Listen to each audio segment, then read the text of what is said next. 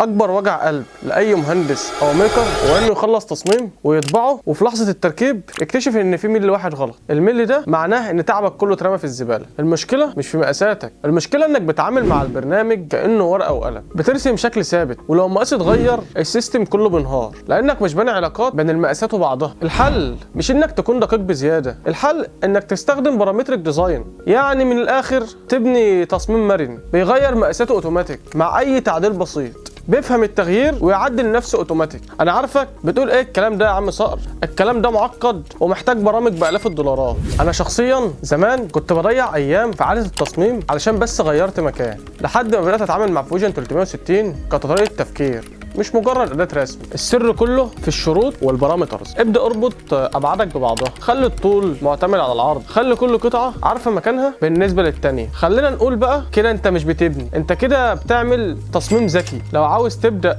تبني صح نزل النسخه المجانيه من اللينك في البايو واستنى الفيديو الجاي علشان هنبدا نصمم اول قطعه مع بعض بالشروط اللي انا قلتها دي. والاهم انك ما تنساش تعمل فولو عشان تشوف كل اللي جاي.